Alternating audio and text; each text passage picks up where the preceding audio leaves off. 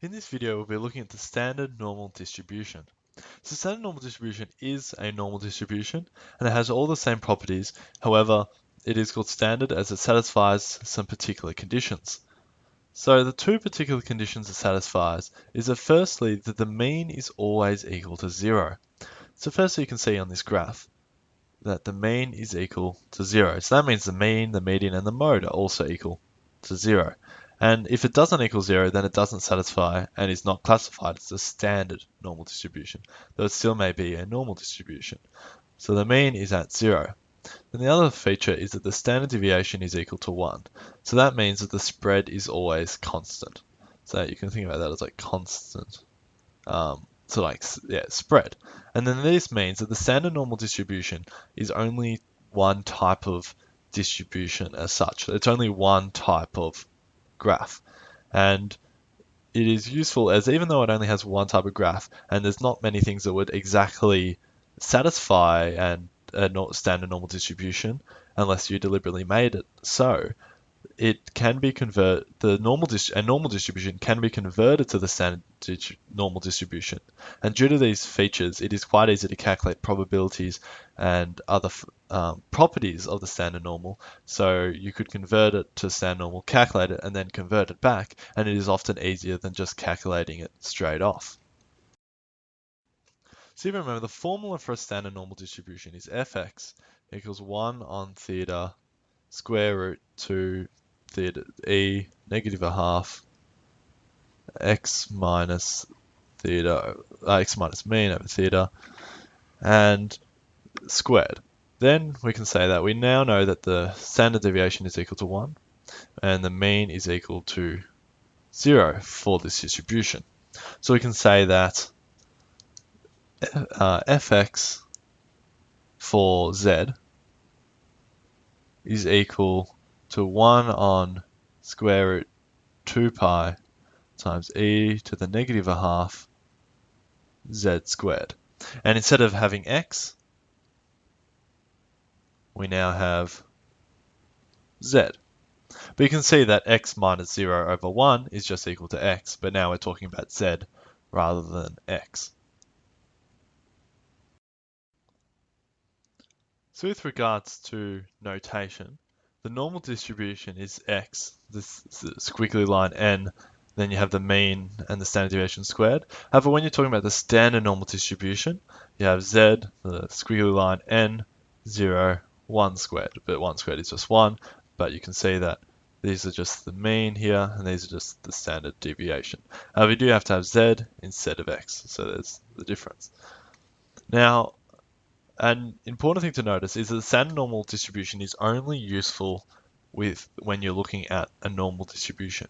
You can't just go from a continuous distribution to a standard normal distribution with regards to converting. It first has to be a normal, and then you can convert to the standard. So firstly, how do you convert a standard normal distribution? So if you remember back to that formula, we had x minus the mean over standard deviation squared, and then this changed to z squared. This sort of gives an indication of how to do it. So we say that z as a variable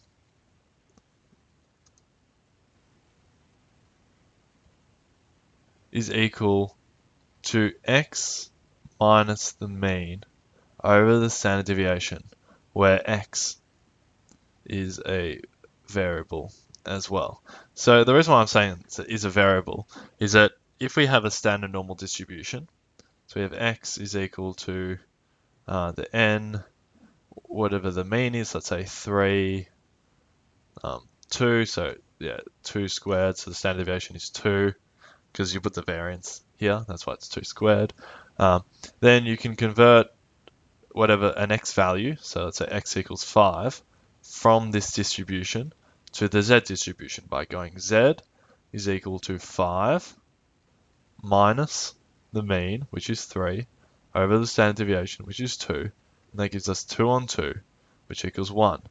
So you can sort of think the equivalent value of x equals 5 for that distribution is z equals 1 for probabilities. And we'll take this example, we've said that z is equal to 1. So z equals 1. So we're looking at the standard normal. So we'll say that that's there. And if you know the standard deviation, so we're taking all this sort of probability, and this is a mean, and then that is the mean plus 1 standard deviation. Now, if we're looking at the x value, we have mean here of 3. Let's say the mean here of 3. But our distribution is a lot more spread out. And we're taking x is equal to 5. So now we're saying that x is equal to 5. Here, x is equal to 3. And then if we took this point here, we can find the area of all this, and would find that it's all on the left-hand side, so it's 50%. And the difference here is once again 1 standard deviation. Of course, the difference between these two values is 1, and the difference between these two values is 2.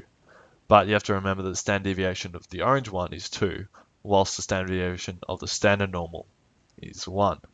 So it's a bit tricky to initially get your head around, but the main thing to remember is this formula, that z as a variable is equal to x minus u over the standard deviation, and that can convert an x variable to an equivalent z variable, and you can calculate probabilities.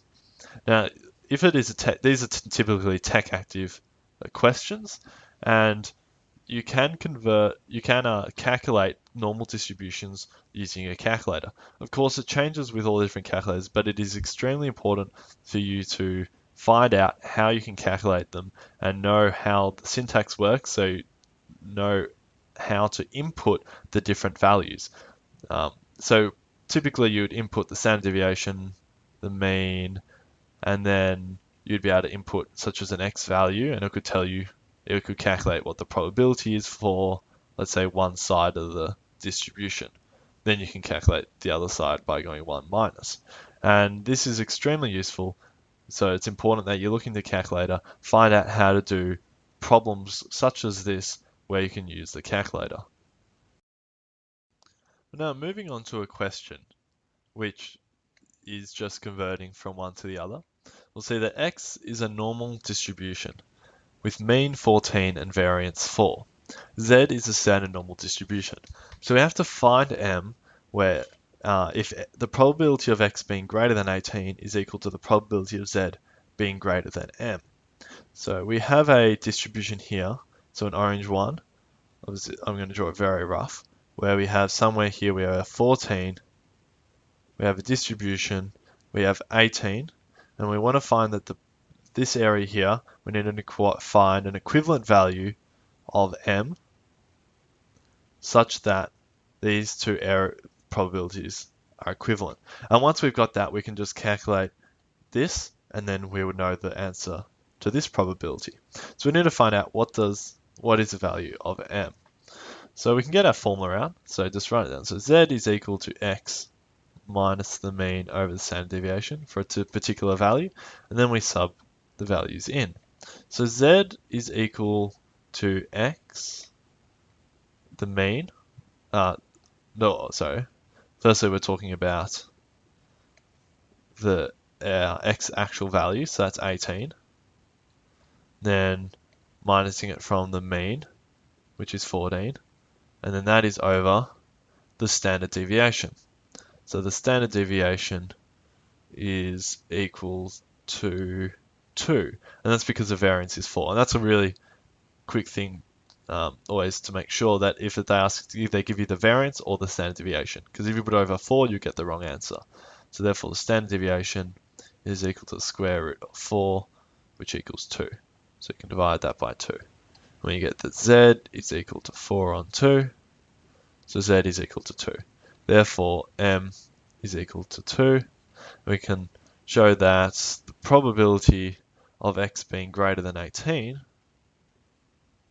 so probability of x being greater than 18 is equivalent to, or is equal to, the probability of z being greater than 2. Once again, you can think about this. If m is equal to 2, that's 2 standard deviations away from the mean. So the mean is here, and you're plussing 2 standard deviations. And now the mean is 14. We've worked out the standard deviation is 2. the mean is 14, times that by, or add 14 plus 2, so effectively plussing 2 standard deviations, and we get 18. So you can see how they're equivalent. However, often the questions aren't as easy as this with regards to they're not exact standard deviations, so you do have to use the formula, but you can see logically how they're equivalent.